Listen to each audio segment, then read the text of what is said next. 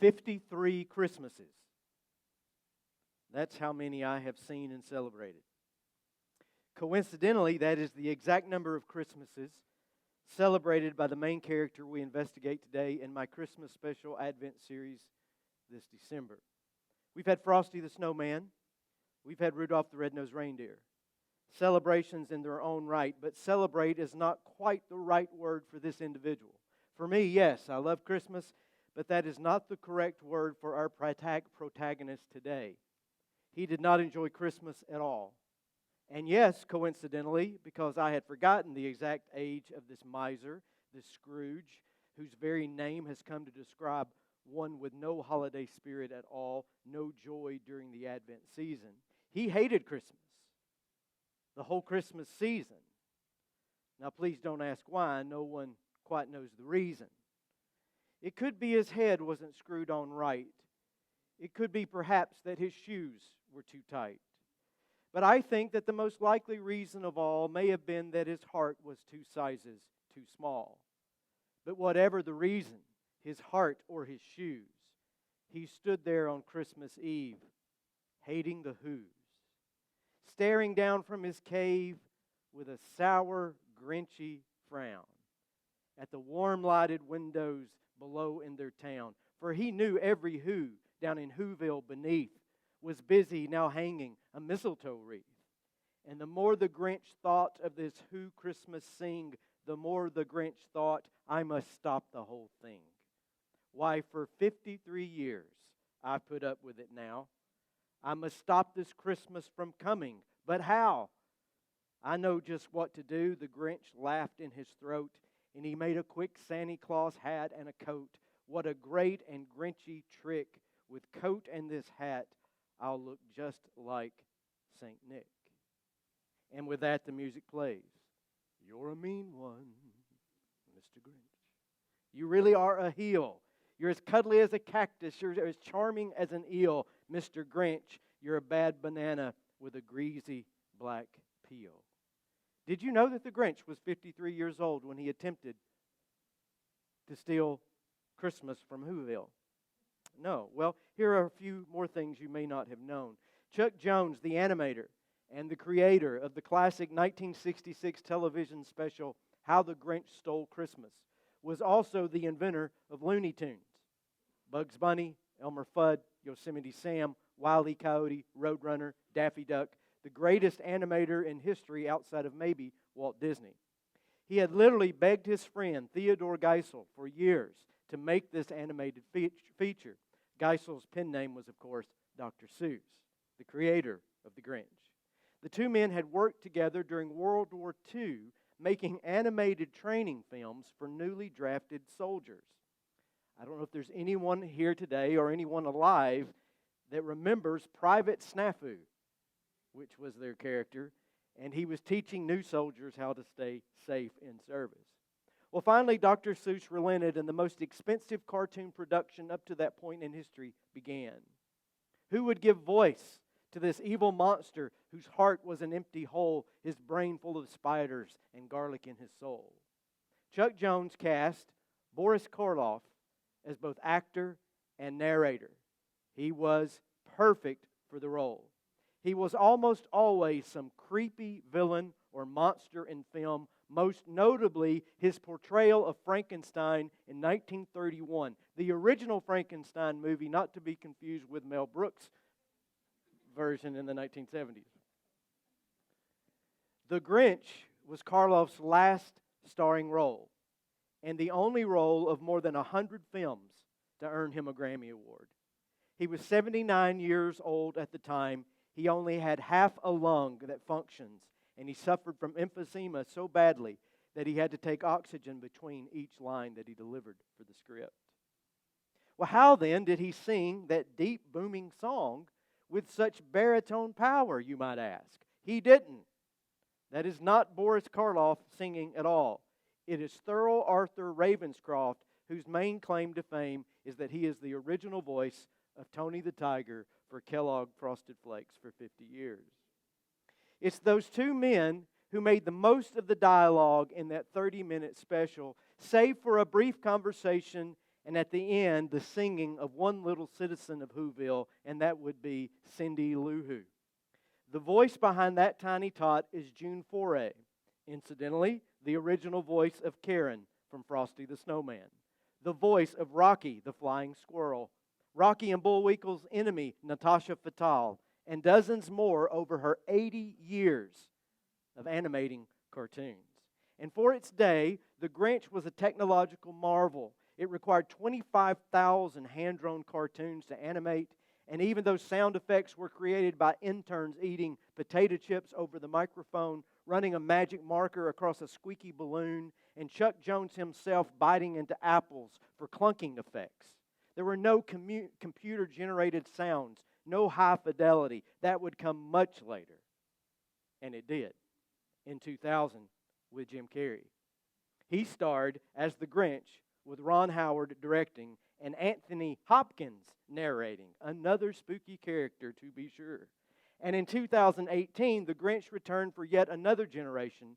This animated film featured the voices of Benedict Cumberbatch, Doctor Strange in the Marvel Comics, Rashida Jones, and Angela Lansbury in her last voice acting role before her death. And the narration is by someone far happier sounding than Boris Karloff or Anthony Hopkins. It's Pharrell Williams of Happy, Happy fame. Dr. Seuss's widow, Audrey Geisel, was the executive producer, her last professional work, and this 2018 movie became, and now is, the highest grossing Christmas film of all time, making the Grinch franchise the most popular, the most watched, and the most lucrative holiday production in history. Miracle on 34th Street? No. Elf? No. It's a Wonderful Life? No. A Christmas Story? The Polar Express?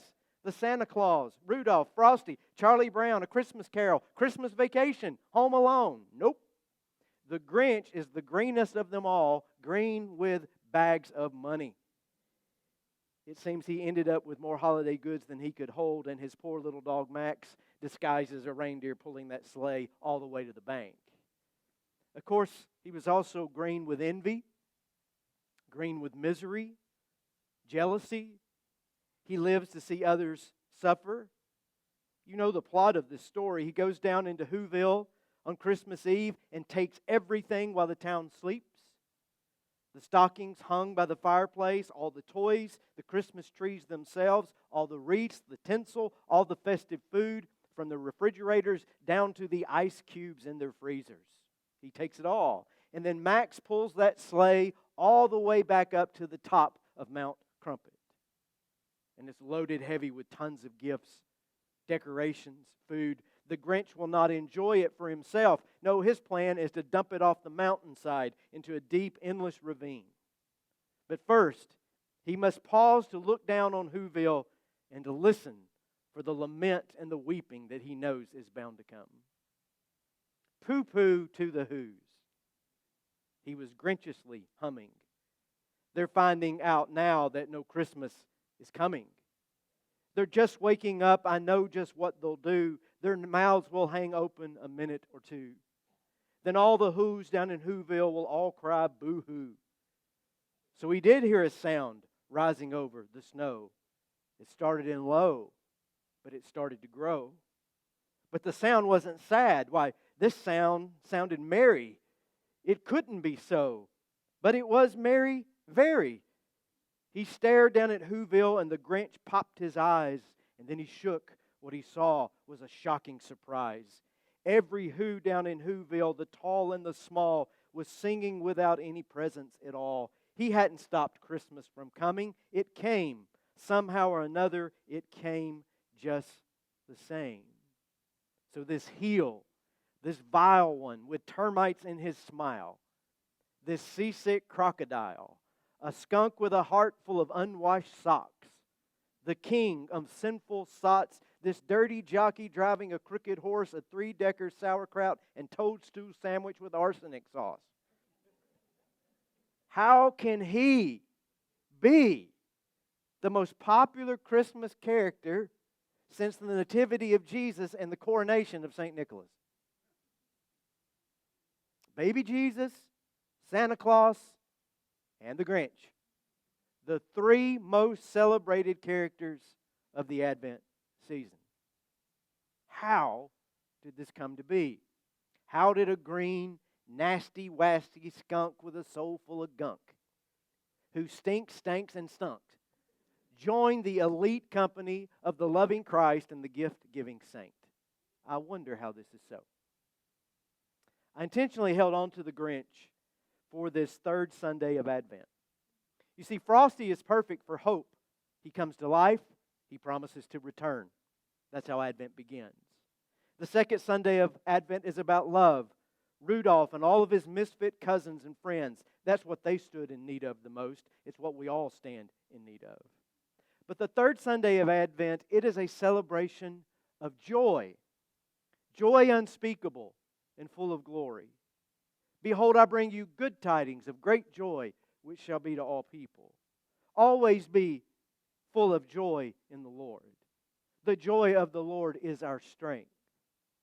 And then we come to this beautiful psalm that finds its way into the rotation of Advent readings every few years, Psalm 126. It is a pilgrimage psalm, a song of ascents. It's sung by those who, after many bitter decades, had finally been able to come home. I would have loved to have heard the music that once accompanied this hymn. I would have loved to have heard it sung in the ancient Hebrew. I would have loved to have met those people who had this experience of returning, of having their dreams come true, to hear their laughter, to witness their sheer astonishment, to celebrate the reversal of their bad fortune, and to see their desert blooming like a garden. A quick timeline, and it's very general and quick. We have Abraham in the Old Testament, about 2,000 years before Christ. Moses and the Exodus out of Egypt, 1,500 years before Christ. David, about 1,000 years before Christ. And then the first destruction of the Israeli nation in 586 by Babylonia, modern-day Iraq. It is cataclysmic. It seemed like all the promises and hopes of God's people were gone. The nation was laid bare. The temple was destroyed. The people were hauled away in chains as exiles. It was Babylon's way of completely erasing a culture. It was genocide. It was ethnic cleansing. So there are tens of thousands of Jerusalem's residents uprooted from their homes and carried away. And they are the lucky ones. Most of the rest of the population is dead. Their songs are gone. Joy has been trampled down and out of their hearts. And they would reside in Babylon, 600 miles away, for the next 70 years. 7 decades. Generations would be born in a foreign land, having never seen or lived in their true home. Everything stolen from them, down to the ice cubes in the freezers. Then, like a miracle, a few hundred at a time are given permission to go home. And then it becomes more or less a constant stream. They come back. They rebuild Jerusalem. They rebuild the city walls. And most importantly, they rebuild the temple. And now, the arrival of Psalm 126, and it lands on our ears with an even more pronounced effect. When the Lord brought back His exiles to Jerusalem, it was like a dream. We were filled with laughter and we sang for joy. And the other nations said, "What amazing things the Lord has done for them." Yes, the Lord has done amazing things for us. What joy.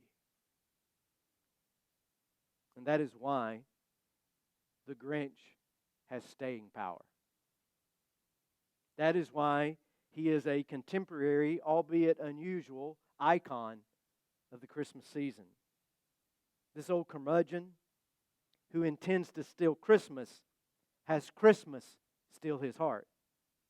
His enduring legacy is that no one has slipped so far into resentment and boiled so long in bitterness that they cannot be redeemed, that they can't be reborn, that they can't be restored, saved even by grace. Because I think grace is a very good synonym for joy. When you realize how undeserving, maybe how Grinchy you are or can be.